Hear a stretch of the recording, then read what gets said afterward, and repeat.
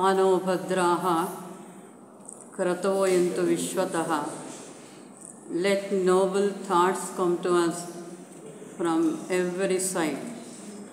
ವಾಗ್ದೇವಿ ಅಪರಾವತಾರವಾದ ಶ್ವೇತ ಸರಸ್ವತಿಗೆ ನಮಸ್ಕರಿಸುತ್ತಾ, ಗೋಷ್ಠಿಯ ನಿರ್ದೇಶಕರೇ ಹಾಗೂ ನನ್ನ ಎಲ್ಲ ಪ್ರೀತಿಯ ಸೋದರ ಸೋದರಿಯರೇ, ಭಗವದ್ಗೀತೆಯ 8ನೆಯ ಅಧ್ಯಾಯ ಅಕ್ಷರ ಪರಬ್ರಹ್ಮ ಯೋಗ. ಅಕ್ಷರ ಪರಬ್ರಹ್ಮ. ಅಕ್ಷರ, ಕ್ಷರ ಅಂದರೆ ನಾಶ ಇರುವಂಥದ್ದು. ಅಕ್ಷರ ಅಂದರೆ ನಾಶ ಇಲ್ಲದೇ ಇರುವಂಥದ್ದು. ಪರ ಅಂದರೆ ಶ್ರೇಷ್ಠವಾಗಿರುವಂಥದ್ದು, ನಾಶವಿಲ್ಲದ ಶ್ರೇಷ್ಠವಾದಂತಹ ಆ ಬ್ರಹ್ಮ ವಸ್ತುವನ್ನು ಸೇರುವಂಥದ್ದು. ಹೆಸರೇ ಎಷ್ಟು ಚೆನ್ನಾಗಿದೆ, ಅಕ್ಷರ ಪರಬ್ರಹ್ಮ ಯೋಗ. ನಾಶವಿಲ್ಲದಂತಹ ಶ್ರೇಷ್ಠವಾದಂತಹ ಆ ಬ್ರಹ್ಮ ವಸ್ತುವನ್ನು ಯೋಗ ಸೇರುವಂಥದ್ದು. ಈಗಾಗಲೇ ನಾವು ಮುಂದಿನ ಉಪನ್ಯಾಸದಲ್ಲಿ ನೋಡಿದ ಹಾಗೆ ಇದು ಕೃಷ್ಣಾರ್ಜುನರ ಸಂವಾದ ಅಂತ ಕರಿತೀವಿ. ಇದು ಸಂವಾದ ಅಂತ ಹೇಳೋದಕ್ಕಿಂತಲೂ ಹೆಚ್ಚಿಗೆ ಅರ್ಜುನ ಪ್ರಶ್ನೆಯನ್ನು ಕೇಳ್ತಾ ಇರ್ತಾನೆ, ನಮ್ಮ ಗಮನಕ್ಕೆ ಬರುವಂಥದ್ದು. ಆ ಪ್ರಶ್ನೆಗಳಿಗೆ ಕೃಷ್ಣ ಪರಮಾತ್ಮ ಜಗದ್ಗುರುವಾದಂತಹ ಕೃಷ್ಣಂ ಒಂದೇ ಜಗದ್ಗುರುಂ ಅಂತ ಹೇಳ್ತೀವಿ. ಜಗದ್ಗುರುವಾದಂತಹ ಕೃಷ್ಣ ಪರಮಾತ್ಮ ಅರ್ಜುನನ ಸಂದೇಹಗಳ ನಿವಾರಣೆಯನ್ನು ಮಾಡುವಂಥದ್ದೇ ಭಗವದ್ಗೀತೆ. ಅರ್ಜುನ ಯಾರು ಅಂದರೆ ನಮ್ಮೆಲ್ಲರ ಒಬ್ಬ ಪ್ರತಿನಿಧಿ ಅಂದರೆ ರೆಪ್ರೆಸೆಂಟೇಟಿವ್. ಒಬ್ಬ ಸಾಧಕನಾಗಿ ಜೀವನದಲ್ಲಿ ಏನಾದರೂ ಸಾಧನೆಯನ್ನು ಮಾಡಬೇಕು, ಆಧ್ಯಾತ್ಮಿಕ ಮಾರ್ಗದಲ್ಲಿ ಹೆಜ್ಜೆಗಳನ್ನು ಇಡ್ತಾ ಹಂತ ಹಂತವಾಗಿ ಬೆಳಿಬೇಕು ಅನ್ನುವಂತಹ ಸಂಕಲ್ಪವನ್ನು ಹೊಂದಿರುವಂತಹ ಒಬ್ಬ ಸಾಧಕನಿಗೆ, ಒಬ್ಬ ವ್ಯಕ್ತಿಗೆ ತನ್ನ ಸಾಧನಾ ಪಥದಲ್ಲಿ ಏನೇನೆಲ್ಲ ಸಂಶಯಗಳು ಬರ್ಬೋದು, ಏನೆಲ್ಲ ಡೌಟ್ಗಳು ಬರ್ಬೋದು, ಅಂತಹ ಡೌಟ್ಗಳನ್ನು ನಮ್ಮ ಪರವಾಗಿ ಕೃಷ್ಣನಿಗೆ ಅರ್ಜುನ ಕೇಳ್ತಾ ಇರ್ತಾನೆ. ಅರ್ಜುನ ಕೇಳೋವಂಥದ್ದು ಯಾರಿಗಾಗಿ? ಅರ್ಜುನನಿಗಾಗಿ ಅನ್ನೋದಕ್ಕಿಂತಲೂ ಹೆಚ್ಚಿಗೆನೆ ನಮಗೆ ಏನೆಲ್ಲ ಸಾಧನಾ ಪಥದಲ್ಲಿ ಡೌಟುಗಳು ಬರುತ್ತೆ ಅದನ್ನು ಅರ್ಜುನ ಕೇಳ್ತಾ ಇರಬೇಕಾದರೆ ನಮ್ಮೆಲ್ಲರ ಪ್ರಶ್ನೆಗಳಿಗೆ ಉತ್ತರವಾಗಿ ಭಗವಂತ ಕೃಷ್ಣ ಪರಮಾತ್ಮ ವಿಚಾರಗಳನ್ನು ತಿಳಿಸ್ತಾ ಬರುತ್ತಾರೆ. ಹಾಗಾಗಿ ಭಗವದ್ಗೀತೆ ಅಂದಾಗ ಅದು ಯಾರಿಗಾಗೋ ಇರೋವಂಥದ್ದು ಅಲ್ಲ, ಪ್ರತಿಯೊಬ್ಬ ವ್ಯಕ್ತಿಗಾಗಿ. ಯಾರ್ಯಾರು ಅದನ್ನು ತಗೋಬೇಕು ಅಂತ ಅಂದ್ಕೊಳ್ತಾರೋ, ವಿಶಾಲವಾದ ಜ್ಞಾನ ಸಮುದ್ರ ಭಗವದ್ಗೀತೆ. ಸಮುದ್ರಕ್ಕೆ ಹೋದಾಗ ಯಾರಿಗೆ ಎಷ್ಟೆಷ್ಟು ಪಾತ್ರೆ ಇದೆಯೋ, ಸಣ್ಣ ತಂಬಿಗೆ ಒಬ್ಬರ ಹತ್ರ ಇರ್ಬೋದು, ದೊಡ್ಡದಾಗಿರುವಂಥ ಒಂದು ಬಿಂದಿಗೆ ಅವ್ರ ಹತ್ರ ಇರ್ಬೋದು, ಯಾರ್ಯಾರಿಗೆ ಎಷ್ಟೆಷ್ಟು ಇದೆಯೋ ಅಷ್ಟನ್ನು ಅವರು ತುಂಬಿಸ್ಕೋಬೋದು. ಅದು ಅನಂತ ಸಾಗರ, ಅನಂತ ಜ್ಞಾನ ಸಾಗರ. ಬರೀ ಅದನ್ನು ತಿಳ್ಕೊಳ್ಳೋದು, ಓದೋವಂಥದ್ದು, ಕೇಳಿಸ್ಕೊಳ್ಳೋದು ಅಷ್ಟೇ ಅಲ್ದಿರ ಮುಖ್ಯವಾಗಿ ನಾವು ಮಾಡಬೇಕಾಗಿರುವಂಥದ್ದು ಅನುಷ್ಠಾನ ಯೋಗ್ಯ ಗ್ರಂಥ. ವಿಚಾರಗಳನ್ನು ನಾವೆಷ್ಟೋ ಒಂದಷ್ಟು ಜೀವನದಲ್ಲಿ ಅನುಷ್ಠಾನಕ್ಕೆ ತಗೊಂಡು ಬರೋದಕ್ಕೆ ಅಂತ ಇರುವಂತಹ, ನಮ್ಮ ಜೀವನಗಳಿಗೆ ಬೇಕಾಗಿರುವಂತಹ ಗೈಡ್ಲೈನ್ಸ್ ಇರುವಂತಹ ಒಂದು ಮಹತ್ತರವಾಗಿರುವಂತಹ ಗ್ರಂಥ. ನಾವು ಎಂಥ ಮನೋಸ್ಥಿತಿಯಲ್ಲಿದ್ದರೂ ಕೂಡ, ದುಃಖದಲ್ಲಿರಲಿ, ಸಂತೋಷದಲ್ಲಿರಲಿ, ಯಾವುದೋ ಒಂದು ರೀತಿಯಾದ ಒಂದು ಕನ್ಫ್ಯೂಷನಲ್ಲಿರಲಿ, ಆ ಗ್ರಂಥವನ್ನು ತೆಗೆದು ನೋಡಿದಾಗ ನಮಗೆ ಆ ಗ್ರಂಥದಿಂದ ಪ್ರಶ್ನೆಗಳಿಗೆ ಉತ್ತರ ಸಿಗುವಂತಹ ಮಹತ್ತರವಾಗಿರುವಂಥ ಗ್ರಂಥ ಈ ಅಧ್ಯಾಯ. ಅಕ್ಷರ ಪರಬ್ರಹ್ಮ ಯೋಗ ಅರ್ಜುನನ ಪ್ರಶ್ನೆಗಳಿಂದ ಪ್ರಾರಂಭ ಆಗುತ್ತೆ. ಹಿಂದಿನ ಅಧ್ಯಾಯದಲ್ಲಿ ಕೆಲವು ಪದಗಳನ್ನು, ಕೆಲವು ವಿಚಾರಗಳನ್ನು ಕೃಷ್ಣ ಪರಮಾತ್ಮ ತಿಳಿಸ್ಕೊಟ್ಟಿರ್ತಾನೆ. ಆ ವಿಚಾರವಾಗಿ ಇನ್ನಷ್ಟು ಆಳವಾಗಿ ತಿಳಿಯುವಂತಹ ಇಚ್ಛೆಯುಳ್ಳ ಅರ್ಜುನ ಈ ವಿಚಾರಗಳನ್ನೆಲ್ಲ ನನಗೆ ಇನ್ನಷ್ಟು ತಿಳಿಸಿಕೊಡು ಅಂತ ಪ್ರಶ್ನೆಗಳನ್ನು ಕೇಳ್ತಾನೆ. ಏನೇನು ಪದಗಳನ್ನು ಅಲ್ಲಿ ಕೇಳ್ತಾನೆ, ಯಾವ ವಿಚಾರವಾಗಿ ಇನ್ನಷ್ಟು ವಿವರವಾಗಿ ತಿಳಿಸ್ಕೊಡು ಅಂತ ಕೇಳ್ತಾನೆ ಅನ್ನುವಂಥದ್ದು ಪ್ರಥಮವಾಗಿ 2 ಶ್ಲೋಕಗಳಿಂದ ನಮ್ಮ ಅಧ್ಯಾಯ ಪ್ರಾರಂಭ ಆಗುತ್ತೆ. ಏನು ಕೇಳ್ತಾನೆ ಅರ್ಜುನ? ಕಿಂ ತದ್ಬ್ರಹ್ಮ ಕಿಮಧ್ಯಾತ್ಮ ಕಿಂ ಕರ್ಮ ಪುರುಷೋತ್ತಮ ಆದಿಭೂತಂ ಚ ಕಿಂ ಪ್ರೋಕ್ತಂ ಆದಿದೈವಂ ಕಿಮುಚ್ಯತೆ ಆದಿಯಜ್ಞ ಕಥಂ ಕೋತ್ರ ದೇಹೇಸ್ಮಿನ್ ಮಧುಸೂದನ ಪ್ರಯಾಣಕಾಲೇ ಚ ಕಥಂ ಜ್ಞೇಯೋಸಿ ನಿಯತಾತ್ಮಭಿಃ. ಕೆಲವೆಲ್ಲ ಪದಗಳನ್ನು, ಏನೇನು ಪದಗಳನ್ನು? ಕಿಂ ಬ್ರಹ್ಮ, ಬ್ರಹ್ಮ ಅಂದರೆ ಏನು? ಕರ್ಮ ಅಂದರೆ ಏನು? ಆದಿಭೂತ ಅಂದರೆ ಏನು? ಆದಿಯಜ್ಞ ಅಂದರೆ ಏನು? ಇವುಗಳ ಬಗ್ಗೆ ಎಲ್ಲ ನನಗೆ ತಿಳಿಸ್ಕೊಡು, ಇನ್ನಷ್ಟು ನಾನು ಆಳವಾಗಿ ತಿಳಿಬೇಕು ಅಂತ ಇದ್ದೀನಿ ಪುರುಷೋತ್ತಮ ಭಗವಂತ ಕೃಷ್ಣ ಅಂತ ಕೇಳ್ತಾ ಒಂದು ಪ್ರಶ್ನೆಯನ್ನು ಕೇಳ್ತಾನೆ ನೋಡಿ. ನಮ್ಮೆಲ್ಲರಿಗೂ ಸಾಧನೆಗೆ ಮುಖ್ಯವಾಗಿ ಬೇಕಾಗಿರುವಂಥ ಒಂದು ಪ್ರಶ್ನೆಯನ್ನು ಕೇಳ್ತಾನೆ. ಏನು ಆ ಪ್ರಶ್ನೆ ಅಂದರೆ, ಪ್ರಯಾಣ ಕಾಲೇ ಚ ಕಥಂ ಜ್ಞೇಯೋಸಿ ನಿಯತಾತ್ಮಭಿಃ. ಪ್ರಯಾಣ ಕಾಲೇ, ಯಾವುದು ಈ ಪ್ರಯಾಣ ಕಾಲ?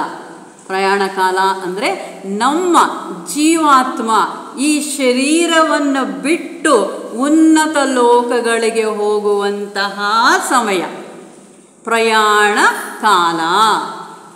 ಶ್ರೀನಿವಾಸಪುರದಿಂದ ಬೆಂಗಳೂರಿಗೆ, ಬೆಂಗಳೂರಿಂದ ಶ್ರೀನಿವಾಸಪುರಕ್ಕೆ ಬರುವಂಥದ್ದು ಅನ್ನೋಂಥ ಅರ್ಥದಲ್ಲಿ ಅಲ್ಲ ಇಲ್ಲಿರುವಂಥದ್ದು. ಪ್ರಯಾಣ ಕಾಲ ಅಂದರೆ ಈ ಪ್ರಾಣ ಪಕ್ಷಿ ಈ ದೇಹವನ್ನು, ದೇಹ ಎನ್ನುವಂಥ ಗೂಡನ್ನು ಬಿಟ್ಟು ಬೇರೆ ಹೋಗುತ್ತಲ್ಲ, ಆ ಸಮಯದಲ್ಲಿ ನಿನ್ನನ್ನು ಅರಿಯುವಂಥದ್ದು ಹೇಗೆ? ಈಗ ನೋಡಿ, ಟೈಮ್ ಕೂಡ ಇದೆ. ಯಾವ ಟೈಮು? ಪ್ರಯಾಣ ಕಾಲದಲ್ಲಿ.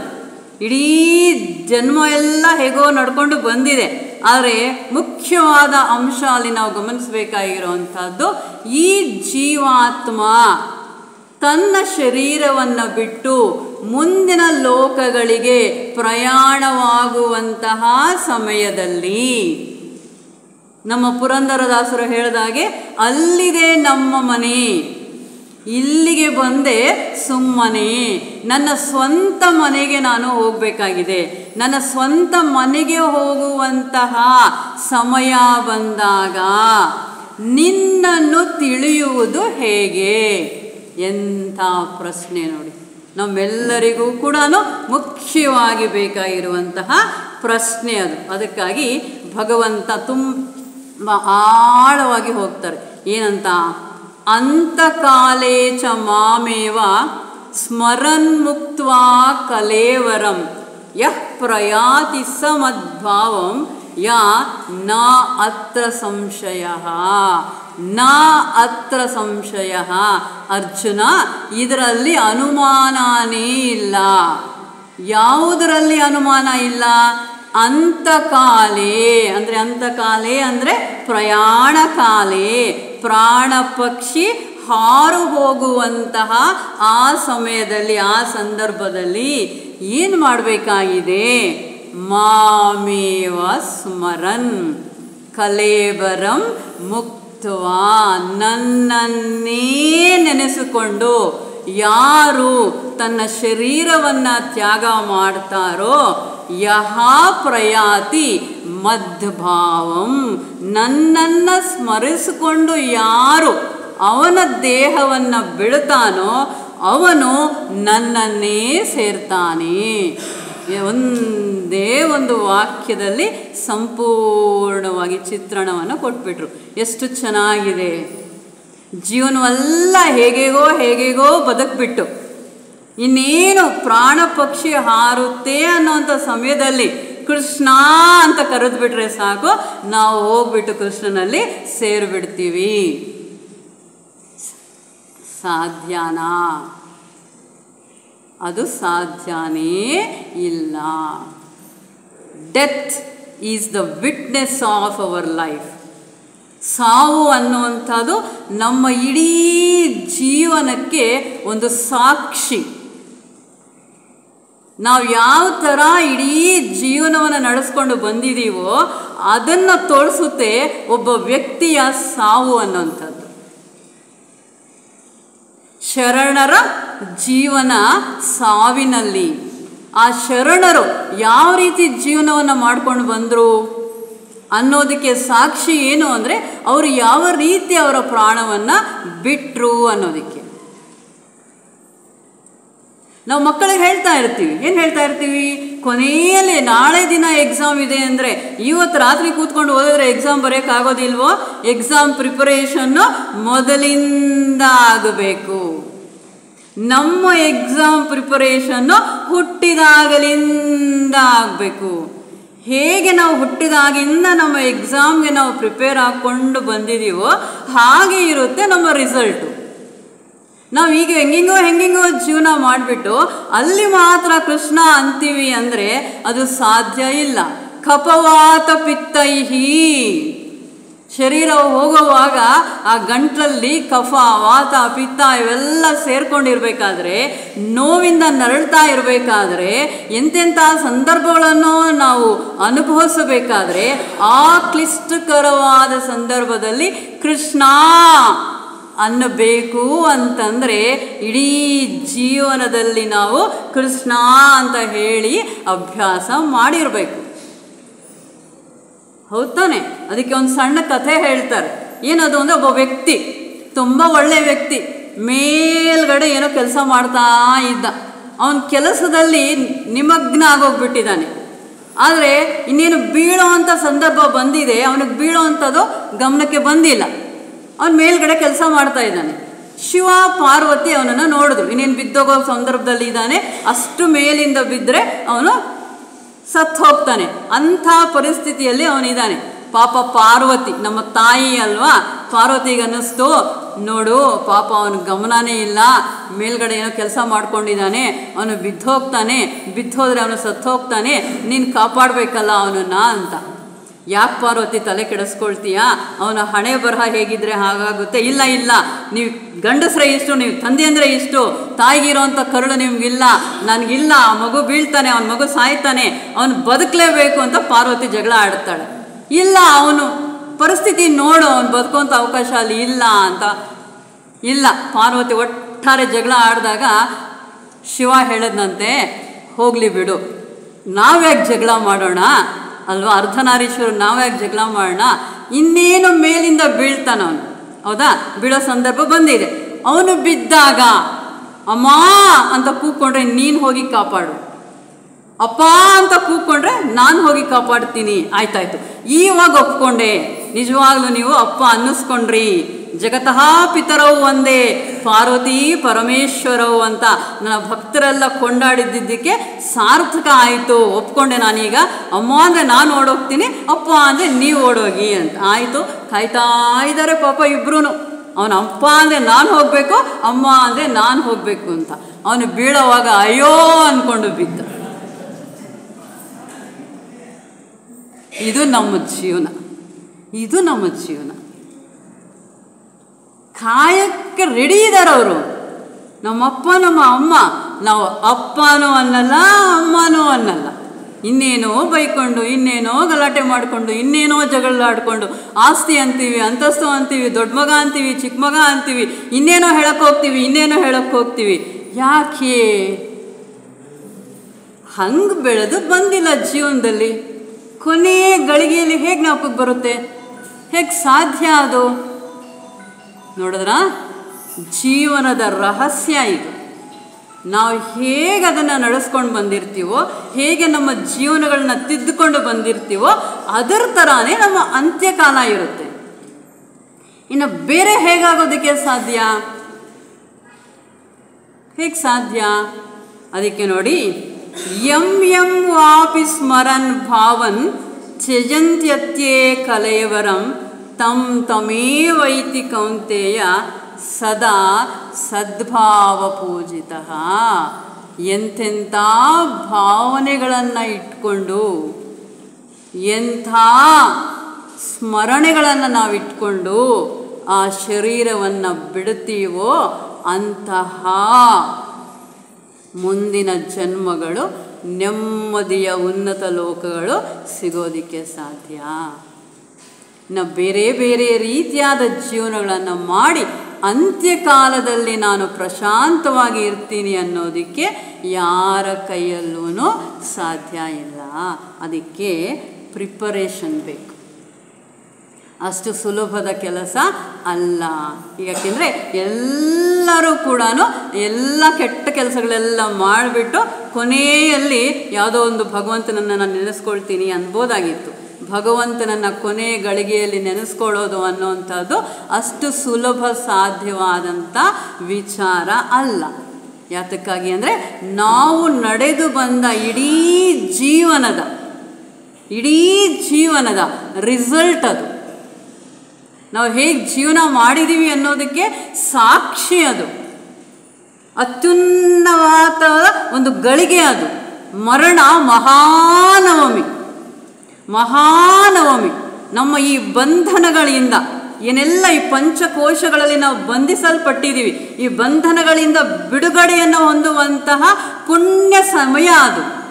ಆ ಸಮಯ ಅಷ್ಟು ಸುಲಭವಾಗಿ ಸಿಗುವಂಥದ್ದು ಅಲ್ಲ. ಅದಕ್ಕೆ ಎಷ್ಟೆಲ್ಲ ಕೂಡ ಪ್ರಿಪರೇಷನ್ ಬೇಕಾಗಿದೆ.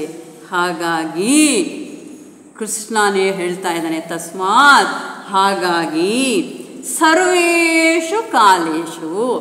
ಆವಾಗ ಹೇಗೆ ಬರುತ್ತೆ ನನ್ನ ಸ್ಮರಣೆ ಅಂದರೆ, ಈಗ ಬದುಕಿರುವ ಕಾಲದಲ್ಲೆಲ್ಲ ಕೂಡ ಎಲ್ಲ ಕೆಲಸ ಕಾರ್ಯಗಳಲ್ಲೂ, ಎಲ್ಲ ಯೋಚನೆಗಳಲ್ಲೂ, ಎಲ್ಲ ಭಾವನೆಗಳಲ್ಲೂ ಸರ್ವಕಾಲೇಶು ಮಾಮನುಸ್ಮರ ಯುದ್ಧ ಚ. ಎರಡು ಕೆಲಸಗಳು. ಏನ ಎರಡು ಕೆಲಸಗಳು? ನಮ್ಮ ಎಲ್ಲ ದೈನಂದಿನ ಕೆಲಸಗಳನ್ನು ಚಾಚು ತಪ್ಪದೆ ಮಾಡಬೇಕು. ಕರ್ತವ್ಯ ಎಲ್ಲೂ ಕೂಡ ಯಾವ ಗುರುಗಳು, ಯಾವ ಪರಮಾತ್ಮ ನಿನ್ನ ಕರ್ತವ್ಯದಿಂದ ನೀನು ವಿಮುಖನಾಗು ಅಂತ ಹೇಳಲ್ಲ. ನಮಗೆ ಭಯ. ಏನು ಭಯ ಅಂದರೆ, ಎಲ್ಲಿ ಸತ್ಸಂಗಕ್ಕೆ ಹೋದರೆ, ಎಲ್ಲಿ ಒಳ್ಳೆ ವಿಚಾರಗಳನ್ನ ಕೇಳಿಸ್ಕೊಂಡ್ರೆ, ಎಲ್ಲಿ ಆಧ್ಯಾತ್ಮಿಕದ ಕಡೆ ನನ್ನ ಗಮನ ಹೊಟ್ಟೋಗ್ಬಿಟ್ರೆ ನಾನು ಸಂಸಾರನ ಬಿಟ್ಟು ಓಡ್ ಹೋಗ್ತೀನೇನೋ ಅಂತ ಭಯ ನಮಗೆ. ಖಂಡಿತವಾಗಿಯೂ ಅಂತಹ ಪರಿಸ್ಥಿತಿ ಬರೋದಿಲ್ಲ. ಇನ್ನು ಸತ್ಸಂಗಗಳಿಗೆ ಬಂದಾಗ, ವಿಚಾರಗಳನ್ನು ತಿಳ್ಕೊಂಡಾಗ ಹೇಗೇಗೋ ನಡೀತಾ ಇದ್ದಿದ್ದ ನಮ್ಮ ಜೀವನ ಒಂದು ಹಂತಕ್ಕೆ ಬರುತ್ತೆ, ಸರಿಯಾದ ದಾರಿಯಲ್ಲಿ ನಡ್ಕೊಂಡು ಹೋಗುತ್ತೆ.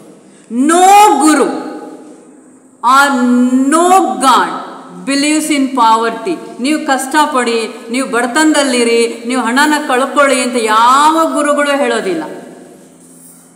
ಅದನ್ನು ಹೇಗೆ ಉಪಯೋಗಿಸ್ಕೋಬೇಕು, ಯಾವ ಥರ ನಮ್ಮ ಜೀವನಗಳನ್ನು ತಿದ್ಕೋಬೇಕು, ಆ ಇರುವಂಥದ್ರಲ್ಲೇ ನಾವು ಪ್ರಶಾಂತವಾಗಿ ಜೀವನವನ್ನು ಮಾಡಬೇಕು ಅನ್ನೋಂಥ ಸಂಪೂರ್ಣ ಚಿತ್ರಣವನ್ನು ನಮ್ಮ ಕೈಗೆ ಕೊಟ್ಟು ಅದನ್ನು ಸರಿಯಾದ ಹಾದಿಯಲ್ಲಿ ನಡೆಸ್ಕೊಂಡು ಹೋಗೋ ರೀತಿಯಲ್ಲಿ ಮಾಡುತ್ತೆ ಯಾವುದೇ ಒಂದು ಆಧ್ಯಾತ್ಮಿಕ ಸಂಸ್ಥೆ. ಆದರೆ ಅದೇ ನಾವೇನು ಮಾಡ್ತೀವಿ, ಮಗಳ ಮದುವೆ ಆದಮೇಲೆ ಬರ್ತೀನಿ, ಮಗನಿಗೆ ಉದ್ಯೋಗ ಸಿಕ್ಕ ಮೇಲೆ, ಯಾಕೆ ಅಂದರೆ ಎಲ್ಲಿ ಆಧ್ಯಾತ್ಮಿಕ ಕಡೆ ಗಮನ ಹೊಟ್ಟೋಗ್ಬಿಟ್ರೆ ಮಗಳ ಮದುವೆ ಕಡೆ ನನ್ನ ಗಮನ ಹೋಗಲ್ವೇನೋ ಅಂತ. ಮಗಳ ಮದುವೆ ಆಗಲಿಲ್ಲ ಅಂತ ದಿನಾ ಇಡೀ ಅಳ್ತಾ ಇರ್ತೀವಿ. ಆಧ್ಯಾತ್ಮಿಕದ ಸಂಸ್ಕಾರ ನಮ್ಮಲ್ಲಿ ಇಲ್ಲದೆ ಇದ್ದಾಗ ದಿನಾ ಅಳ್ತಾ ಇದ್ದರೂ ಮಗಳ ಮದುವೆ ಆಗೋಯ್ತಾ? ಆಗಲಿಲ್ವಲ್ಲ. ಆದರೆ ಆಧ್ಯಾತ್ಮಿಕತೆಯ ಸಂಸ್ಕಾರ ನಮ್ಮಲ್ಲಿ ಇದ್ದಾಗ ಏನಾಗುತ್ತೆ, ಅದಕ್ಕೂ ಒಂದು ಸಮಯ ಇರುತ್ತೆ. ನಾನು ಪ್ರಯತ್ನ ಮಾಡಬೇಕು, ಪ್ರಯತ್ನದ ಲೋಪವಿಲ್ದಿರ ನಾನು ಮಾಡೋಣ. ಭಗವಂತನ ದಯೆ ಅನ್ನುವಂಥದ್ದು ಒಂದಿರುತ್ತೆ. ನನ್ನ ಪ್ರಯತ್ನ, ಭಗವಂತನ ದಯೆ ಎರಡೂ ಸೇರಿದಾಗ ಕೆಲಸಗಳು ನಡೆದು ಹೋಗುತ್ತೆ. ಯಾಕೆ ನಾನು ಒದ್ದಾಡುವಂಥದ್ದು ಅಂತ ಭಗವಂತನಿಗೆ ದಿನಾ ಒಂದು ನಮಸ್ಕಾರ ಹಾಕ್ತೀವಿ. ನಮ್ಮ ಕೆಲಸಗಳನ್ನು ನಾವು ನೆಮ್ಮದಿಯಾಗಿ ಮಾಡ್ಕೊಳ್ತೀವಿ, ಪ್ರಶಾಂತವಾಗಿ ಮಾಡ್ಕೊಳ್ತೀವಿ. ಕಿರುಚಾಡೋದು ಕೆಲಸ ಮಾಡ್ಕೊಳ್ಳೋದು, ಪ್ರಶಾಂತವಾಗಿ ಕೆಲಸ ಮಾಡ್ಕೊಳ್ಳೋದು ಯಾವುದು ಒಳ್ಳೆಯದು? ಅಷ್ಟೇ, ಇನ್ನೇನು ನಷ್ಟ ಆಗಲ್ಲ ಆಧ್ಯಾತ್ಮಿಕತೆಯಿಂದ. ಏನು ಜೀವನ ನಮ್ಮದಿದೆಯೋ, ಏನು ಕರ್ಮಫಲನ ನಾವು ಅನುಭವಿಸೋಂಥದ್ದಿದೆಯೋ ಅದನ್ನು ಖಂಡಿತವಾಗಿಯೂ ನಾವು ಅನುಭವಿಸ್ತೀವಿ. ಆದರೆ ಕಿರ್ಚಾಡ್ತಾ, ಜಗಳ ಆಡ್ತಾ, ಅವರಿಂದ ಹಿಂಗಾಯಿತು, ಇವರಿಂದ ಹಿಂಗಾಯಿತು, ಇನ್ನೇನೋ ಆಗೋಯ್ತು ಅಂತ ಗುದ್ದಾಡಿ ಜೀವನ ಮಾಡೋದನ್ನು ಬಿಟ್ಟು ಇರೋದರಲ್ಲಿ ನೆಮ್ಮದಿಯಾಗಿ ಪ್ರಶಾಂತವಾಗಿ ಜೀವನ ಮಾಡ್ತೀವಿ. ಅದು ಸರ್ವಕಾಲೇಶು ಮಾಮನುಸ್ಮರ ಯುದ್ಧ ಚ. ಕರ್ತವ್ಯ ಲೋಪವಿಲ್ಲದೀರ ರಾಮಕೃಷ್ಣ ಪರಮಹಂಸರು ಇದನ್ನೇ ಹೇಳ್ತಾರೆ. ಬಿಡೋ ಸಮಯ ಸಿಗ್ತಾ, ಬೆಳಗಿಂದ ನಿನ್ನ ಕೆಲಸಗಳನ್ನ ಮಾಡ್ಕೊಂಡ್ಯಾ, ಸಂಜೆ ಆಯ್ತಾ, ಎಲ್ಲ ಕೆಲಸಗಳು ಮುಗೀತಾ, 2 ಕೈಗಳನ್ನು ಆ ಭಗವಂತನ ಪಾದದ ಮೇಲೆ ಇಡು. ಪರಮಗುರು ಚರಣ ಸನ್ನಿಧಿಯಲ್ಲಿ ನೀನು 2 ಕೈಗಳನ್ನು ಇಡು. ಕೆಲಸಗಳಿತ್ತಾ, ನಿನ್ನ ಕರ್ತವ್ಯ ಇತ್ತಾ, ಕರ್ತವ್ಯ ಮಾಡ್ತಾ ಇದೆಯಾ, ಆಗ 1 ಕೈಯನ್ನು ಭಗವಂತನ ಪಾದದ ಮೇಲೆ ಇಡು, 1 ಕೈಯಿಂದ ಕೆಲಸ ಮಾಡ್ಕೊ. ಅಂದರೆ ಅರ್ಥ ಏನು? ಸದಾ ನಮ್ಮ ಮನೋ ಹಿನ್ನೆಲೆಯಲ್ಲಿ ಭಗವಂತ ಸ್ಮರಣೆಯಲ್ಲಿ ಅದೊಂದು ಶಕ್ತಿ ಇದೆ ಅನ್ನೋವಂಥ ಆ ಸ್ಮರಣೆ ಯಾವಾಗಲೂ ನನ್ನಲ್ಲಿರಲಿ, ನನ್ನ ಕೆಲಸಗಳು ನಾನು ಮಾಡಿಕೊಂಡು ಹೋಗ್ತಾ ಇರಲಿ. ಇನ್ನಷ್ಟು ಪ್ರಶಾಂತವಾಗಿ ನಾವು ಕೆಲಸಗಳನ್ನ ಮಾಡ್ಕೊಳ್ಳೋದಕ್ಕೆ ಸಾಧ್ಯ ಆಗುತ್ತೆ. ನೋಡಿ, ಭಗವಂತ ಹೇಳ್ತಾ ಇರೋದು ಮಾಮನುಸ್ಮರ ಅಂತ ಹೇಳಿಲ್ಲ, ಯುದ್ಧ ಚ ಅಂತಲೂ ಹೇಳಿಲ್ಲ. 2 ಮಾಮನುಸ್ಮರ ಯುದ್ಧ ಚ. ನನ್ನನ್ನು ನೆನೆಸ್ಕೊಂಡು ಈಗ ನಿನ್ನ ಕರ್ತವ್ಯ, ಅರ್ಜುನನ ಕರ್ತವ್ಯ ಯುದ್ಧ ಮಾಡೋವಂಥದ್ದು. ನಮ್ಮ ಕರ್ತವ್ಯ ನಮ್ಮ ಒಂದು ಗೃಹಿಣಿಯಾಗಿ, ಒಬ್ಬ ಗೃಹಸ್ಥನಾಗಿ ಅವನವನ ಕರ್ತವ್ಯಗಳು, ಅವನವನು ಏನೇನು ಮಾಡಬೇಕಾಗಿದೆ ಎಲ್ಲ ಕರ್ತವ್ಯಗಳನ್ನು ಮಾಡ್ತಾ ಇರು. ಆದರೆ ಆ ಹಿನ್ನೆಲೆಯಲ್ಲಿ ನನ್ನ ನೆನಪು ನಿನಗಿರಲಿ. ಈಗೆಲ್ಲ ಕರ್ತವ್ಯಗಳು ನಡೆದು ಹೋಗುತ್ತೆ, ಆ ಭಗವಂತನ ನೆನಪು ನಮ್ಮಲ್ಲಿರುತ್ತೆ, ನೆಮ್ಮದಿಯ ಜೀವನ ನಮ್ಮದಾಗುತ್ತೆ. ಜೀವನ ಎಷ್ಟರ ಮಟ್ಟಿಗೆ ನೆಮ್ಮದಿಯಾಗಿ ಹೋಗುತ್ತೋ ಆ ಪ್ರಾಣ ಪಕ್ಷಿ ಹಾರುವಂಥ ಸಮಯದಲ್ಲೂ ಕೂಡ ಅಷ್ಟೇ ನೆಮ್ಮದಿಯಾಗಿ ಪ್ರಾಣ ಪಕ್ಷಿ ಹಾರೋಗುತ್ತೆ. ಅದು ಕೃಷ್ಣ ಪ್ರಯಾಣ ಕಾಲದಲ್ಲಿ ನಿನ್ನನ್ನು ನೆನೆಸೋದು ಹೇಗೆ ಕೃಷ್ಣ ಅಂದರೆ, ಈಗ ಉತ್ತರ ಕೊಡ್ತಾ ಇದ್ದಾನೆ. ನಿನ್ನ ಕರ್ತವ್ಯಗಳನ್ನು ಲೋಪವಿಲ್ಲದೆ ಮಾಡುತ್ತಾ ಹಿಂದೆ ನನ್ನ ಸ್ಮರಣೆ ಇರಲಿ. ಆಗ ಇಡೀ ನಿನ್ನ ಜೀವನ ನಂಬಿದ ಕುಟುಂಬ ಸಾರಥಿ. ಯಾರ್ಯಾರು ಬರೀ ನಾವು ಅಂದ್ಕೊಂಡಿರೋದೇನು ಅಂದರೆ ಕೃಷ್ಣ ಅರ್ಜುನನ ರಥದ ಸಾರಥಿ, ಅದು ಒಂದು ಸಿಂಬಾಲಿಸಮ್ ಅಷ್ಟೇ. ಅರ್ಜುನನ ರಥದ ಸಾರಥಿ ಅಲ್ಲ ಕೃಷ್ಣ, ನಮ್ಮೆಲ್ಲರ ಜೀವನಗಳ ಸಾರಥಿ. ನಮ್ಮ ಜೀವನಗಳನ್ನು ನಾವು ಕೃಷ್ಣನ ಕೈಗೆ ಕೊಟ್ಟರೆ ಅವನನ್ನು ನಡೆಸ್ಕೊಂಡು ಹೋಗ್ತಾನೆ, ಧರ್ಮಬದ್ಧವಾಗಿ ನಮ್ಮ ಜೀವನಗಳನ್ನು ನಡೆಸ್ಕೊಂಡು ಹೋಗ್ತಾನೆ. ಆ ಶರಣಾಗತಿ, ಆ ನಂಬಿಕೆ ನಮಗೆ ಬೇಕು ಅಷ್ಟೆ. ಯಾವಾಗ ಬರುತ್ತೆ ಅಂದರೆ ಅದಕ್ಕೆ ಮುಂದೆ ಹೇಳ್ತಾನೆ, ಅಭ್ಯಾಸ ಯೋಗಯುಕ್ತಾತ್ಮ. ನಮ್ಮೆಲ್ಲರಿಗೂ ಗೊತ್ತಿದೆ, ಏನು ಗೊತ್ತಿದೆ? ಕೂತ್ಕೊಳ್ತೀವಿ, ಒಂದು ಜಪ ಮಾಡೋಣ ಅಂತ, 108 ಜಪ ಮಾಡೋಣ ಅಂತ ಕೂತ್ಕೊಳ್ತೀವಿ. ಆಯಿತಾ? ಯಾವುದೂ ಮಧ್ಯೆ ಬರೆದಿರ 108 ಮುಂದಕ್ಕೆ ಹೋಯ್ತಾ? ಖಂಡಿತ ಸಾಧ್ಯ ಇಲ್ಲ. ಒಂದು 5-6 ಪದಗಳು ಬಂದಿರುತ್ತೇನೋ ಬಾಯಲ್ಲಿ, ಆಗಲೇ ಇನ್ನೊಂದೇನೋ ಬಂದು ಸೇರಿಕೊಂಡಿರುತ್ತೆ. ಮರ್ತೇ ಹೋಗಿರ್ತೀವಿ ಎಲ್ಲಿ ಪ್ರಾರಂಭ ಮಾಡಿದ್ವಿ ಅಂತ. ಯಾಕೆಂದರೆ ಏನೇನೋ ಬಂತು. ಅದೊಂದು ಕ್ಷಣ ನಿಲ್ಲು. ಹೌದಲ್ಲ, ನಾನು ಈಗ ಜಪ ಮಾಡ್ತಾ ಇದ್ದಿದ್ದು ಏನು, ಈಗ ಸದ್ಯಕ್ಕೆ ನನ್ನ ಮನಸ್ಸಲ್ಲಿ ಇರೋದು ಏನು? ಇಲ್ಲ, ನಾನು ಇದನ್ನೆಲ್ಲ ಯೋಚನೆ ಮಾಡಬೇಕಾಗಿದ್ದು, ಇದನ್ನೆಲ್ಲ ನಾನು ಮಾಡಬೇಕಿದ್ದು. ಅದನ್ನು ಮತ್ತೆ ಪಕ್ಕಕ್ಕೆ ತೊಗೊಂಡೋಗು, ಮತ್ತೆ ಏನು ಹಿಂದೆ ಇತ್ತು ಅದನ್ನು ವಾಪಸ್ ತೊಗೊಂಬ, ಮತ್ತೆ ಅದು ಕಂಟಿನ್ಯೂ ಆಗಲಿ, ಮತ್ತೆ ಬ್ರೇಕ್ ಆಗುತ್ತೆ, ಮತ್ತೆ ಅದನ್ನು ನಿಲ್ಲಿಸು, ಮತ್ತೆ ಕಂಟಿನ್ಯೂ ಮಾಡು. ಆ ರೀತಿ ಮಾಡಿ ಮಾಡಿ ಮಾಡಿ ಅಭ್ಯಾಸ ಮಾಡಿ ಮಾಡಿ ಮಾಡಿ ಹೌದಾನೆ. ಚಂಚಲಂ ಹಿ ಮನಃ ಕೃಷ್ಣ. ಅಭ್ಯಾಸ ವೈರಾಗ್ಯ. ನಮ್ಗೆ ಎಷ್ಟು ವೈರಾಗ್ಯ ಅಂದರೆ ಎಲ್ಲ ಬಿಟ್ಟು ಅಂತ ಅಲ್ಲ, ಎಷ್ಟು ನಾವು ತಲೆಯಲ್ಲಿ ಹಾಕ್ಕೊಳ್ತೀವೋ ಅಷ್ಟು ಚಾಂಚಲ್ಯ ಜಾಸ್ತಿ ಇರುತ್ತೆ. ಎಷ್ಟು ಬೇಕೋ ಅಷ್ಟು ನಮ್ಮ ಕೆಲಸ ಕಾರ್ಯಗಳಿಗೆ ಎಷ್ಟು ಬೇಕು, ನಮ್ಮ ಜೀವನ ನಿರ್ವಹಣೆಗೆ ಎಷ್ಟು ಬೇಕು, ಅಷ್ಟನ್ನು ಮಾತ್ರ ನಾವು ಇಟ್ಕೊಂಡಾಗ ಆ ಚಾಂಚಲ್ಯತೆ ಅನ್ನುವಂಥದ್ದು ಕಡಿಮೆ ಆಗ್ತಾ ಬರುತ್ತೆ. ಅದೆಲ್ಲ ಅಭ್ಯಾಸದಿಂದ ಮಾತ್ರ ಸಾಧ್ಯ. ಕೂತ್ಕೊಳ್ತೀವಿ ಧ್ಯಾನಕ್ಕೆ, ಕೂತ್ಕೊಳ್ತೀವಿ ಪೂಜೆಯ ಗೃಹದಲ್ಲಿ ಇರ್ತೀವಿ ಅಷ್ಟೇ, ಆದರೆ ಮನಸ್ಸು ಎಲ್ಲೆಲ್ಲೋ ಹರಡಾಡ್ತಾ ಇರುತ್ತೆ. ಅದು ಹೋಗ್ತಾ ಇರುತ್ತೆ, ವಾಪಸ್ಸು ಕರ್ಕೊಂಬ, ಮತ್ತೆ ಅದು ಹೋಗುತ್ತೆ, ಮತ್ತೆ ವಾಪಸ್ಸು ಕರ್ಕೊಂಬ. ಈ ರೀತಿ ನಾವು ಮಾಡ್ತಾ ಮಾಡ್ತಾ ಮಾಡ್ತಾ ಇದ್ದರೆ ಹೀಗಿರಬೇಕದು. ಅಭ್ಯಾಸ ಯೋಗಯುಕ್ತೇನ ಚೇತಸ ನ ಅನ್ಯಗಾಮಿನ ನ ಅನ್ಯಗಾಮಿನ. ಅನ್ಯಗಾಮಿನ ಅಂದರೆ ಸ್ವಲ್ಪ ಹೊತ್ತಲ್ಲಿ ಸ್ವಲ್ಪ ಹೊತ್ತಿಲ್ಲಿ ಇನ್ನು ಸ್ವಲ್ಪ ಹೊತ್ತಲ್ಲಿ ಅದು ಎಲ್ಲೆಲ್ಲೋ ಹೋರಾಡ್ತಾ ಇರೋವಂಥ ಮನಸ್ಸನ್ನು ಅದನ್ನು ವಾಪಸ್ಸು ಕರ್ಕೊಂಡು ಬರ್ತಾ ಇರಬೇಕು. ವಾಪಸ್ಸು ಕರ್ಕೊಂಡು ಬಂದು ಅದು ನಮ್ಮೆಲ್ಲರ ಅನುಭವ. ಏನು ಅನುಭವ? ಬೆಳಗಿಂದ ಸಂಜೆಯವರೆಗೂ ನಾವು ಎಷ್ಟು ಕನ್ಫ್ಯೂಸ್ಡ್ ಲೈಫನ್ನ ಲೀಡ್ ಮಾಡ್ತೀವೋ ರಾತ್ರಿ ಮಲಗಿದಾಗ ಅಷ್ಟೇ ಕನ್ಫ್ಯೂಷನ್ ಇರುತ್ತೆ. ಬೆಳಗಿಂದ ಕಾರ್ಯಗಳನ್ನು ಎಷ್ಟು ಸಿಸ್ಟಮೆಟಿಕ್ ಆಗಿ ಮಾಡ್ಕೊಂಡು ಬಂದಿರ್ತೀವೋ ರಾತ್ರಿ ಮಲಗಿದಾಗ ಅಷ್ಟೇ ನೆಮ್ಮದಿಯ ನಿದ್ದೆ ನಮ್ಮದಾಗುತ್ತೆ. ಇದು ಲಘು ಪ್ರಳಯ. ಅಂದರೆ ಬೆಳಗ್ಗೆಲ್ಲ ಜೀವನ ಅಂದ್ಕೊಂಡ್ರೆ ನಾವು ರಾತ್ರಿ ಮಲಗಿದಾಗ ಬರುವಂಥದ್ದು ಅದು ನಮ್ಮ ಸಾವು ಅಂತ ಅರ್ಥ ಮಾಡಿಕೊಂಡ್ರೆ ನೀಟಾಗಿ ಅರ್ಥ ಆಗುತ್ತೆ. ಹಗಲದೆಲ್ಲ ಒಂದು ಜನ್ಮ ಅಂದ್ಕೊಂಡ್ರೆ ರಾತ್ರಿ ಮಲಗೋದೇ ನಮ್ಮ ಪ್ರಯಾಣ ಕಾಲ. ಅಷ್ಟೇ ತಾನೇ. ಎಷ್ಟು ಕನ್ಫ್ಯೂಷನ್ ತಲೆಯಲ್ಲಿರುತ್ತೋ ಅಷ್ಟು ನೆಮ್ಮದಿಯಾದ ನಿದ್ದೆ ನಮಗೆ ಬರೋದಕ್ಕೆ ಸಾಧ್ಯ ಇಲ್ಲ. ಅದೇ ಕೆಲಸಗಳನ್ನ ಅನ್ನೆಸೆಸರಿ ಬೇಕಾದಷ್ಟು ಇರುತ್ತೆ. ಮನೆ ಒಂದು ಸಲ ಕ್ಲೀನ್ ಮಾಡಿ ದೀಪಾವಳಿ ಹಬ್ಬದಕ್ಕೆ ಮುಂಚೆ ಅಕ್ರೆ ಇಲ್ಲದ ಎಷ್ಟು ಸಿಕ್ತು ವೇಸ್ಟು ಹೊರಗಡೆ ಬಿಸಾಕ್ತಾ ಇರ್ತೀವಿ. ಆ ರೀತಿ ತಲೆಯಲ್ಲೂ ಕೂಡ ಬೇಕಾದಷ್ಟು ಅಕ್ರೆ ಇಲ್ಲದಿರುತ್ತೆ. ಅದನ್ನೆಲ್ಲ ಕಡಿಮೆ ಮಾಡ್ಕೊಂಡು ಬಾ, ಜೀವನ ನೆಮ್ಮದಿ ಆಗ್ತಾ ಬರುತ್ತೆ. ಹಗಲೆಲ್ಲ ಯಾವ ಥರ ನೆಮ್ಮದಿಯಾಗಿ ನಾವು ಕೆಲಸಗಳು ಮಾಡ್ಕೊಳ್ತೀವೋ ರಾತ್ರಿ ಅಷ್ಟು ನೆಮ್ಮದಿಯಾಗಿರುತ್ತೆ. ಇಡೀ ಜನ್ಮ ಎಲ್ಲ ಎಷ್ಟು ಪ್ರಶಾಂತವಾಗಿ ನಾವು ಕೆಲಸಗಳನ್ನ ಮಾಡ್ಕೊಳ್ತೀವೋ ಪ್ರಯಾಣ ಕಾಲ ಕೂಡ ಅಷ್ಟೇ ನೆಮ್ಮದಿಯಾಗಿರೋದಕ್ಕೆ ಸಾಧ್ಯ. ಹಾಗಾಗಿ ಆ ಪರಮಾತ್ಮ ಹೇಗಿರ್ತಾನೆ?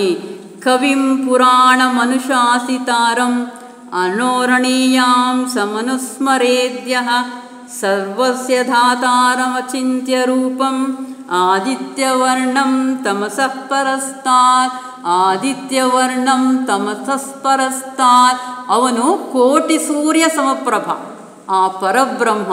ತಮಸಸ್ ಪರಸ್ತಾತ್ ಅಂದರೆ ಅವನು ಕತ್ತಲಿನ ಆಚೆ ಇರೋವಂಥವನು, ಅಂದರೆ ಅಜ್ಞಾನದ ಆಚೆ ಇರೋವಂಥವನು. ಅದು ನಮ್ಗೆ ಅರ್ಥ ಆಗಬೇಕು ಅಂದರೆ, ಒಬ್ಬ ವ್ಯಕ್ತಿ ಇದ್ದ.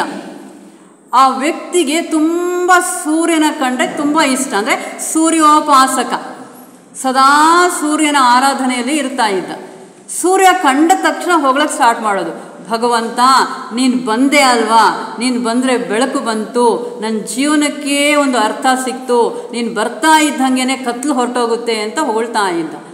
ಸೂರ್ಯ ಒಂದಿನ ಕೇಳ್ದ, ಪ್ರತಿದಿನ ನಾನು ಬಂದ ತಕ್ಷಣ ಕತ್ಲು ಹೋಯ್ತು ಅಂತ ಕೇಳ್ತಾ ಇರ್ತೀಯಲ್ವಾ, ಕತ್ಲು ಅಂದರೆ ಏನು, ಹೇಗಿರುತ್ತೆ ಅಂತ ಕೇಳ್ದ. ಯಾರು ಕೇಳಿದ್ದು? ಸೂರ್ಯ. ಅರ್ಥ ಆಗುತ್ತಲ್ವಾ? ಸೂರ್ಯ ಇದ್ದರೆ ಕತ್ಲಿರೋದಕ್ಕೆ ಸಾಧ್ಯ ಇಲ್ಲ. ಸೂರ್ಯ ಕತ್ಲನ್ನು ನೋಡಲ್ಲ, ಸೂರ್ಯನಿಗೆ ಗೊತ್ತೇ ಇಲ್ಲ ಕತ್ಲು ಅಂದರೆ ಹೇಗಿರುತ್ತೆ ಅಂತ. ಎಷ್ಟು ಚೆನ್ನಾಗಿದೆ ಅಲ್ಲ?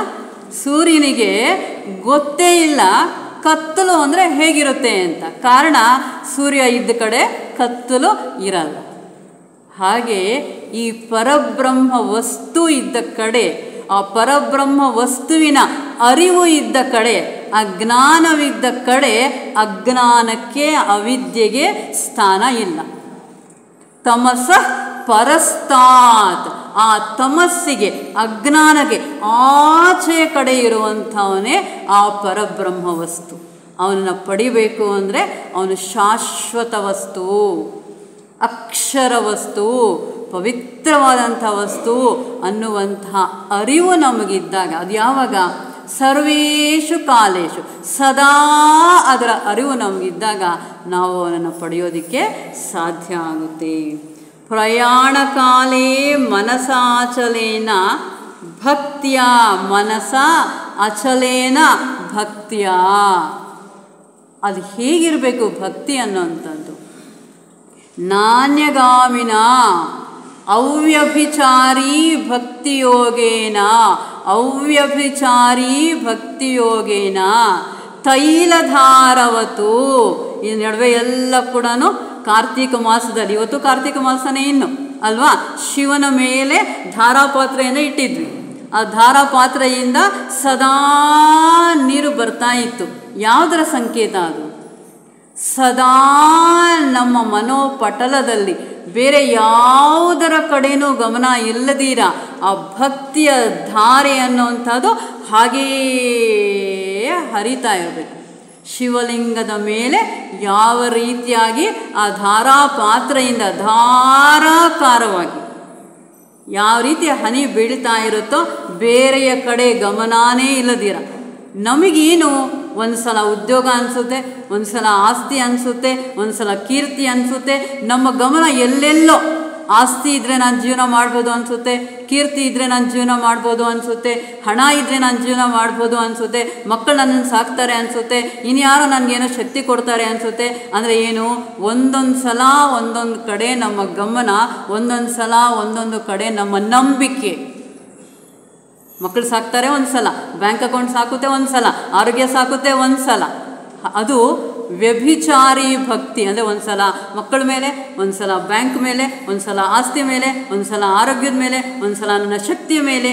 ಅದೆಲ್ಲ ಬಿಟ್ಟು ಇದು ಯಾವುದು ಅಂತ್ಯಕಾಲದಲ್ಲಿ ನನ್ನ ಸಹಾಯಕ್ಕೆ ಬರುವಂಥದ್ದು ಇಲ್ಲ. ಕೊನೆ ಕಾಲದಲ್ಲಿ ನನ್ನೊಂದಿಗೆ ಇರುವಂಥದ್ದು ನನ್ನ ಪರಮಾತ್ಮ ಮಾತ್ರ. There is no one between myself and my God. ಇರೋವಂಥದ್ದು ನಾವಿಬ್ಬರೇ, ನಾನು ನನ್ನ ಭಗವಂತ. ಇನ್ನು ಯಾರೂ ಕೂಡ ಆ ಸಮಯದಲ್ಲಿ ನಮ್ಮ ಸಹಾಯಕ್ಕೆ ಬರುವಂಥವರು ಇಲ್ಲ. ಅದಕ್ಕೆ ನಮ್ಮ ಥಿಯಾಸಫಿ ಹೇಳುತ್ತೆ, ಆ ಪ್ರಾಣ ಹೊರಡುವಂತಹ ಸಮಯದಲ್ಲಿ ಯಾರೂ ಕೂಡ ಅವರನ್ನು ಡಿಸ್ಟರ್ಬ್ ಮಾಡಬೇಡಿ, ಅವರನ್ನು ನೆಮ್ಮದಿಯಾಗಿ ಬಿಟ್ಬಿಡಿ. ಅದು ಅರ್ಥ ಆಯಿತಾ? ಎಲ್ಲರೂ ರೂಮಿಂದ ಹೊರಗಡೆಗೆ ಬಂದುಬಿಡಿ. ಕಾರಣ ಏನು ಅಂದರೆ, ಅವರ ಇಡೀ ಜೀವನದ ಫಿಲ್ಮ್ ಶೋ, ಹುಟ್ಟಿದಾಗಿಂದ ಅಲ್ಲಿವರೆಗೂ ಅವ್ರ ಜೀವನದಲ್ಲಿ ಏನೇನು ನಡೆದಿತ್ತೋ ಅವೆಲ್ಲ ಕ್ಷಣಾರ್ಧದಲ್ಲಿ ಅವ್ರ ಕಣ್ಣು ಮುಂದೆ ಕಾಣಿಸ್ಕೊಂಡ್ಬಿಡುತ್ತೆ. ನಾವು ಅಡ್ಡಿ ಆದಾಗ, ಗಲಾಟೆ ಮಾಡಿದಾಗ, ಹತ್ತು ಸರಿದು ಮಾಡಿದಾಗ ಅವರ ಪ್ರಯಾಣಕ್ಕೆ ತೊಂದರೆ ಆಗುತ್ತೆ, ಕೆಳಗಡೆಗೆ ಇಳಿಯುತ್ತೆ. ಅದು ಕಟ್ಟಾಗ್ಬಿಟ್ಟು ಅದು ಉನ್ನತ ಲೋಕಗಳಿಗೆ ಪ್ರಯಾಣ ಆಗಬೇಕು. ಅದಕ್ಕಾಗಿ ಆ ಇಡೀ ವಾತಾವರಣ ಪ್ರಶಾಂತವಾಗಿ ಇರಬೇಕು. ಅವರನ್ನು ಒಬ್ಬರನ್ನೇ ಬಿಟ್ಬಿಟ್ಟು ನೆಮ್ಮದಿಯಾಗಿ ಎಲ್ಲರೂ ಹೊರಗಡೆಗೆ ಬಂದುಬಿಡಿ ಅಂತ ಹೇಳುತ್ತೆ ನಮ್ಮ ಥಿಯಾಸಫಿ.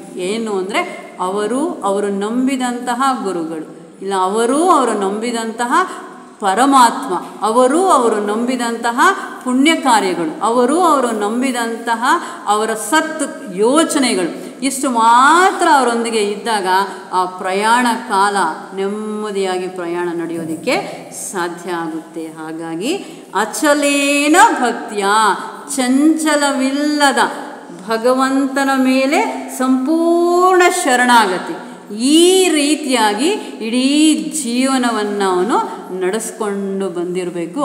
ಆಗ ಮಾತ್ರನೇ ಅವನು ನನ್ನನ್ನು ಸೇರೋದಕ್ಕೆ ಸಾಧ್ಯ, ಆ ಪರಬ್ರಹ್ಮ ವಸ್ತುವನ್ನು ಸೇರೋದಕ್ಕೆ ಸಾಧ್ಯ. ಹಾಗಾಗಿ ಸಂಯಮ್ಯ ಇಂದ್ರಿಯ ನಿಗ್ರಹ, ಆ ಸಂಯಮ ಇಂದ್ರಿಯ ನಿಗ್ರಹ, ಏನು ಬದುಕಿರೋಷ್ಟು ದಿನ ಇಂದ್ರಿಯಗಳ ದಾಸರಾಗಿ ಏನೇನು ನೋಡಬೇಕು ಅದನ್ನು ನೋಡಿ, ಏನು ನೋಡಬಾರ್ದು ಅದನ್ನು ಕೂಡ ನೋಡಿ, ಯಾವುದು ಬೇಕಾಗಿಲ್ವೋ ಕೇಳಿಸ್ಕೊಂಡು, ಯಾವುದು ಬೇಕಾಗಿಲ್ವೋ ಅದನ್ನು ಮಾತಾಡಿಕೊಂಡು, ಹೀಗೆಲ್ಲ ಮಾಡಿಕೊಂಡು ಬಂದಿರುವಂಥದ್ದಲ್ಲ.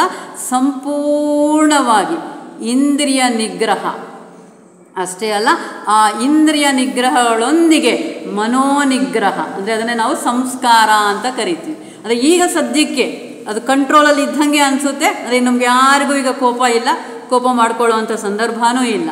ಹಾಗಾಗಿ ನಾವು ಕೋಪನ ಗೆದ್ದಿದ್ದೀವಿ ಅಂತ ಹೇಳೋಕ್ಕೆ ಸಾಧ್ಯ ಇಲ್ಲ. ಯಾಕಂದರೆ ಈ ಕೋಪ ಮಾಡ್ಕೊಳ್ಳೋ ಸಂದರ್ಭ ಇಲ್ಲ, ಹಾಗಾಗಿ ನಾವು ಕೋಪ ಮಾಡ್ಕೊಳ್ಳಿಲ್ಲ. ಆದರೆ ಕೋಪ ಮಾಡ್ಕೊಳ್ಳುವಂಥ ಸಂದರ್ಭಗಳು ಬಂದಾಗಲೂ ನಾವು ಕೋಪ ಮಾಡ್ಕೊಳ್ಳದೇ ಇದ್ದಾಗ ಅದು ನಿಜವಾದ ಕೋಪದ ಮೇಲಿನ ನಮ್ಮ ಗೆಲುವು. ಹಾಗಾಗಿ ಇವುಗಳನ್ನೆಲ್ಲ ಕೂಡ ನಮ್ಮ ಕಂಟ್ರೋಲ್ಗೆ ತಗೊಂಡಾಗ, ಮನಸ್ಸನ್ನು ನಮ್ಮ ಕಂಟ್ರೋಲ್ಗೆ ತಗೊಂಡಾಗ, ನಮ್ಮ ಮನಸ್ಸನ್ನು ನಮ್ಮ ಕಂಟ್ರೋಲ್ಗೆ ನಾವು ತಗೊಳ್ಳಿಲ್ಲ ಅಂದರೆ ಏನಾಗುತ್ತೆ, ಮನಸ್ಸು ನಮ್ಮನ್ನು ಅದರ ಕಂಟ್ರೋಲ್ಗೆ ತಗೊಳ್ಳುತ್ತೆ. ಅದು ಹೇಳಿದ ಹಾಗೆಲ್ಲ ಮಾಡಬೇಕಾಗುತ್ತೆ. ಅದು ಯಾವಾಗಲೂ ಕೂಡ ಸತ್ಯ ದರ್ಶನವನ್ನು ಮಾಡಿಸೋದಿಲ್ಲ. ಏನಿದೆ ಹಾಗೆ ನಮ್ಮ ಮನಸ್ಸು ತೋರಿಸೋದಿಲ್ಲ. ಅವರು ಮಾಡಿದ್ದು ತಪ್ಪಲ್ವಾ, ಹಾಗಾಗಿ ನಾನು ಈ ಥರ ಮಾತಾಡಿದ್ದೇ ಸರಿ ಅನಿಸುತ್ತೆ ಮನಸ್ಸು. ಅವರು ಮಾಡಿದ್ದು ತಪ್ಪೇ ಆಗಿರ್ಬೋದು, ಅದು ಅವ್ರಿಗೆ ಬಿಟ್ಟಿದ್ದು. ನನ್ನ ಸಾಧನೆ ಏನು, ನನ್ನ ಕರ್ತವ್ಯ ಏನು, ನನ್ನನ್ನು ನಾನು ತಿದ್ಕೊಳ್ಳೋದೇನು, ಇದ್ರ ಬಗ್ಗೆ ಗಮನ ಕೊಡುವಂಥದ್ದು ಮನಸ್ಸಿನ ಗೆದ್ದವರಂತಹ ಲಕ್ಷಣ. ಹಾಗಾಗಿ ಮಾಮುಪೇತ್ಯ ಪುನರ್ಜನ್ಮ ದುಃಖಾಲಯ ಅಶಾಶ್ವತಂ. ಯಾವಾಗ ನೀನು ನಿನ್ನ ಮನಸ್ಸನ್ನು ನಿನ್ನ ಹತೋಟಿಗೆ ತಗೊಳ್ಳಿಲ್ವೋ, ನಿನ್ನ ಮನಸ್ಸನ್ನು ಸದಾ ಆ ಪರಮಾತ್ಮನ ಪಾದಗಳಲ್ಲಿ ನೀನು ಇಡಲಿಲ್ಲವೋ, ಆಗ ಪುನರ್ಜನ್ಮ ತಪ್ಪಿದ್ದು ಅಲ್ಲ. ಏನು ಈ ಪುನರ್ಜನ್ಮ? ಕೃಷ್ಣ ಪರಮಾತ್ಮ ಹೇಳುವಂಥದ್ದು ನೋಡಿ, ದುಃಖಾಲಯ, ದುಃಖದ ಮನೆ ಅಂತೆ ಅದು. ನೋಡಿದ್ರ, ಪುನರಪಿ ಜನನಂ ಪುನರಪಿ ಮರಣಂ. ಹುಟ್ಟುತ್ತಾ ಇರೋವಂಥದ್ದು, ಸಾಯ್ತಾ ಇರೋದು, ಹುಟ್ಟುತ್ತಾ ಇರೋದು, ಸಾಯ್ತಾ ಇರೋವಂಥದ್ದು. ಏನಿದು? ಇದೆಲ್ಲ ಕೂಡ ದುಃಖಕ್ಕೆ ಆಶ್ರಯ, ದುಃಖಕ್ಕೆ ಸ್ಥಾನ. ಜಾತಸ್ಯ ಹಿ ಧ್ರುವೋ ಮೃತ್ಯು, ಧ್ರುವಂ ಮೃತ್ಯು ಧ್ರುವಂ ಜನ್ಮ ಮೃತಸ್ಯ ಚ. ಅಂದರೆ ಹುಟ್ಟಿದವನು ಸಾಯೋದು ಖಂಡಿತ, ಸತ್ತ ಮೇಲೆ ಹುಟ್ಟೋದು ಖಂಡಿತ. ಯಾವಾಗ? ನಮ್ಮ ಮನಸ್ಸುಗಳನ್ನು ನಮ್ಮ ಹತೋಟಿಗೆ ನಾವು ತರಲಿಲ್ಲ ಅಂದರೆ. ಹುಟ್ಟಿದ ಮೇಲೆ ಗೊತ್ತಾಯಿತು. ಏನು ಗೊತ್ತಾಯಿತು? ಎಷ್ಟು ಅಶಾಶ್ವತ, ಪ್ರತಿಯೊಂದು ಅಶಾಶ್ವತಾನೆ. ನಮ್ಮ ಕಷ್ಟನೂ ಅಶಾಶ್ವತಾನೆ, ನಮ್ಮ ಸುಖನೂ ಅಶಾಶ್ವತಾನೆ, ನಮ್ಮ ಬಂಧುಗಳು ಅಶಾಶ್ವತಾನೆ, ನಮ್ಮ ಆಸ್ತಿ ಅಂತಸ್ತುಗಳು ಅಶಾಶ್ವತಾನೆ. ಯಾವುದನ್ನು ಕೂಡ ಇಲ್ಲಿ ನಾವು ಶಾಶ್ವತ ಅಂತ ನೋಡೋದಕ್ಕೆ ಸಾಧ್ಯನೇ ಇಲ್ಲ. ಇಲ್ಲದೆ ಇರೋದು ಇಲ್ವಲ್ಲ ಅಂತ ದುಃಖ, ಇದ್ದಾಗ ಇದೆಲ್ಲಿ ಹೊರಟೋಗುತ್ತೋ ಅನ್ನೋವಂಥ ಗಾಬರಿ. ನೆಮ್ಮದಿ ಎಲ್ಲಿದೆ? ಶಾಂತಿ ಎಲ್ಲಿದೆ?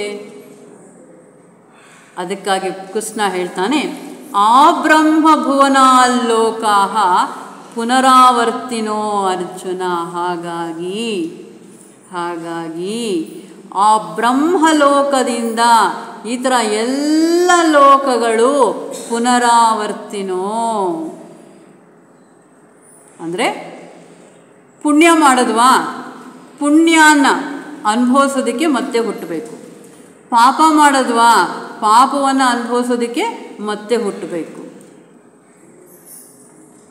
ಭಾರಪು ಪಗ್ಗಾಲು ಪಾಪ ಪುಣ್ಯಮಲು ಅಂತ ಹೇಳ್ತಾರೆ ಅನ್ನಮಾಚಾರ್ಯ. ಭಾರಪು ಪಗ್ಗಾಲು ಪಾಪ ಪುಣ್ಯಮಲು ಅಂದರೆ ಎರಡೂ ಕಟ್ಟಾಕುತ್ತೆ. ಅಂದರೆ ಒಂದು ಚಿನ್ನದ ಸರಪಳಿ ಆಗಿರ್ಬೋದು ಪುಣ್ಯ ಅನ್ನುವಂಥದ್ದು, ಪಾಪ ಅನ್ನುವಂಥದ್ದು ಕಬ್ಬಿಣದ ಸರಪಳಿ ಆಗಿರ್ಬೋದು. ಒಟ್ಟಲ್ಲಿ ಬಂಧನಾನ ಅಂತೂ ಬಂಧನಾನೇ. ಪುಣ್ಯನ ಅನುಭವಿಸ್ಬೇಕಾ? ಹುಟ್ಟಿ ಬರಬೇಕು. ಇಲ್ಲ, ಪುಣ್ಯನ ನಾವು ಅರ್ಥ ಮಾಡ್ಕೊಂಡಿರೋ ರೀತಿಯಲ್ಲಿ ಸ್ವರ್ಗಕ್ಕೆ ಹೋಗ್ತೀವಿ ಪುಣ್ಯನ ಅನುಭವಿಸೋದಕ್ಕೆ. ಸರಿ, ಪುಣ್ಯನ ಅನುಭವಿಸ್ತೀವಿ. ಎಷ್ಟು ದಿನ, ಎಷ್ಟು ವರ್ಷ? ಪುಣ್ಯ ಮುಗಿಯೋವರೆಗೂ ಕೂಡ. ಪುಣ್ಯ ಮುಗಿದ ಮೇಲೆ ಮತ್ತೆ ವಾಪಸ್ಸು ಬರಬೇಕು. ಇಲ್ಲ, ಎಲ್ಲ ಪಾಪನ ಮಾಡಿದ್ವಿ, ಪಾಪವನ್ನು ಮಾಡೋದನ್ನು ಅನುಭವಿಸೋದಕ್ಕಾಗಿ ನರಕಕ್ಕೆ ಹೋದ್ವಿ. ಎಷ್ಟು ದಿನ ನರಕ? ನಾವು ಮಾಡಿರೋವಂಥ ಪಾಪ ಎಲ್ಲ ಖರ್ಚಾಗೋವರೆಗೂ. ಆಮೇಲೆ ಏನು ಮಾಡಬೇಕು? ನರಕದಿಂದ ವಾಪಸ್ ಬರಬೇಕು.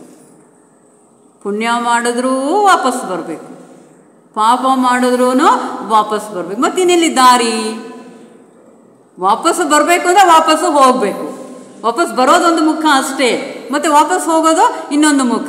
ಪುನರಾವರ್ತಿನಃ, ಮತ್ತೆ ಬಾ ಮತ್ತೆ ಹೋಗು, ಮತ್ತೆ ಬಾ ಮತ್ತೆ ಹೋಗು. ಆದರೆ ಮಾಮುಪೇತ್ಯದ ಕೌಂತೆಯ ಪುನರ್ಜನ್ಮ ನ ವಿದ್ಯತೆ. ರಥಸ್ಥ ಮಾಧವಂ ದೃಷ್ಟ ಪುನರ್ಜನ್ಮ ನ ವಿದ್ಯತೆ. ಯಾವಾಗಪ್ಪ ಮತ್ತೆ ನಮಗೆ ಪುನರ್ಜನ್ಮ ಇಲ್ಲ? ಯಾವಾಗ ನಾವು ಬಂದು ಹೋಗುವಂಥ ಕೆಲಸ ಮಾಡಬೇಕಾಗಿಲ್ಲ ಅಂದರೆ, ರಥ, ನಮ್ಮ ಶರೀರನೇ ಒಂದು ರಥ. ಆ ಶರೀರದಲ್ಲಿ ಮಾಧವ ಇದ್ದಾನೆ. ಅವನನ್ನು ನೋಡಿದಾಗ, ಅವನನ್ನು ಸೇರಿದಾಗ ಅಕ್ಷರ ಪರ ಬ್ರಹ್ಮ ಯೋಗ. ಆ ಅಕ್ಷರವಾದಂಥ, ಕ್ಷರವಿಲ್ಲದಂತಹ, ನಾಶವಿಲ್ಲದಂತಹ ಅವ್ಯಯ. ವ್ಯಯ ಅಂದರೆ ಖರ್ಚಾಗುವಂಥದ್ದು. ಅದು ಖರ್ಚಾಗ್ತಾ ಇರುತ್ತೆ, ತುಂಬಿಕೊಳ್ತಾ ಇರುತ್ತೆ. ಖರ್ಚಾಗ್ತಾ ಇದೆ, ತುಂಬಿಕೊಳ್ತಾ ಇದೆ, ಖರ್ಚಾಗ್ತಾ ಇದೆ. ಬಟ್ ಪೂರ್ಣ, ಪೂರ್ಣಮದಃ ಪೂರ್ಣಮಿದಂ ಪೂರ್ಣಾತ್ ಪೂರ್ಣಮುದಚ್ಯತೆ. ಆ ಪೂರ್ಣ ವಸ್ತುವನ್ನು ನಾವು ಸೇರಿದಾಗ, ನಾವು ಪೂರ್ಣರು ಆದಾಗ ಪುನರ್ಜನ್ಮ ನ ವಿದ್ಯತೆ. ಬರುವಂಥ ಕೆಲಸನೂ ಇಲ್ಲ, ಹೋಗುವಂಥ ಕೆಲಸನೂ ಇಲ್ಲ. ಅದಕ್ಕಾಗಿ ನಮ್ಮ ಕರ್ತವ್ಯ ಏನು ಅಂದರೆ ಪಾಪಕ್ಕಾಗಿ ಅಲ್ಲ, ಪುಣ್ಯಕ್ಕಾಗಿ ಅಲ್ಲ, ಮಾಮನುಸ್ಮರ ಯುದ್ಧಚ ಅಂದರೆ ಏನು, ನಮ್ಮ ಕೆಲಸ ಕಾರ್ಯಗಳನ್ನು ಅಚ್ಚುಕಟ್ಟಾಗಿ ಮಾಡಿಕೊಳ್ತಾ ಸದಾ ಭಗವಂತನ ಧ್ಯಾನದಲ್ಲಿ ಇದ್ದಾಗ ಆ ಅಂತಸ್ತಿಗೆ ನಾವು ಸೇರಿದ್ರೆ ನಮ್ಮ ಕೈಯಿಂದ ಕೆಟ್ಟ ಕಾರ್ಯಗಳಾಗೋದಕ್ಕೆ ಸಾಧ್ಯ ಇಲ್ಲ. ನಮ್ಗೆ ಚೆನ್ನಾಗಿ ಇದು ಅರ್ಥ ಆಗಬೇಕು ಅಂದರೆ ರಾಘವೇಂದ್ರ ಸ್ವಾಮಿಗಳು ಮಾಡಿದ ಪುಣ್ಯ ರಾಶಿ ಎಷ್ಟು ಇದೆ ಅಂದರೆ ಅವರು ಸಮಾಧಿಯಲ್ಲಿ ಸೇರಿ 800 ವರ್ಷಗಳಾದರೂ ನಾವೆಲ್ಲ ಭಕ್ತರು ಹೋಗಿ ಅವರ ಪುಣ್ಯವೆಲ್ಲ ಹಂಚ್ಕೊಂಡು ಬಂದರೂ ಕರಗದೇ ಇರೋಷ್ಟು ಪುಣ್ಯ ರಾಘವೇಂದ್ರ ಸ್ವಾಮಿಗಳದ್ದು. ಕಾರಣ ಅವರಿಗಾಗಿ ಅವರೇನು ಮಾಡಲಿಲ್ಲ. ನಾನು ನನ್ನದು ಅಂತ ನಾನು ಮಾಡಿಕೊಂಡಾಗ ಆ ಕರ್ತವ್ಯದ ಫಲ ನನಗಾಗಿ ಅಂತ ಅಂದ್ಕೊಂಡಾಗ ಅದನ್ನು ಅನುಭವಿಸೋದಕ್ಕಾಗಿ ನಾನು ಹುಟ್ಟಿ ಬರಬೇಕು. ಪ್ರತಿಯೊಂದು ಕೂಡ ಕೃಷ್ಣಾರ್ಪಣಂ ಅಂತ ಮಾಡಿದಾಗ ಪ್ರತಿಯೊಂದು ಕೆಲಸವನ್ನು ಕೂಡ ಯಾವ ಫಲದ ಅಪೇಕ್ಷೆ ಇಲ್ಲದಿರ ನಿನಗೇ ಅರ್ಪಿತ ವಾಸುದೇವ ಸರ್ವಮಿತಿ, ಇವೆಲ್ಲವೂ ಕೂಡ ವಾಸುದೇವನೇ. ಸಹಸ್ರ ಶೀರ್ಷ ಪುರುಷ ಸಹಸ್ರಾಕ್ಷ ಸಹಸ್ರಪಾತ್. ನಾನು ಕೊಡ್ತಾ ಇರೋದು ವಾಸುದೇವನಿಗೆ, ತಗೊಳ್ತಾ ಇರೋದು ವಾಸುದೇವನಿಗೆ. ಎಲ್ಲ ಆತ್ಮತತ್ವಗಳನ್ನು, ಆ ಪರಿಪೂರ್ಣ ಚೈತನ್ಯವನ್ನು ಪ್ರತಿಯೊಬ್ಬ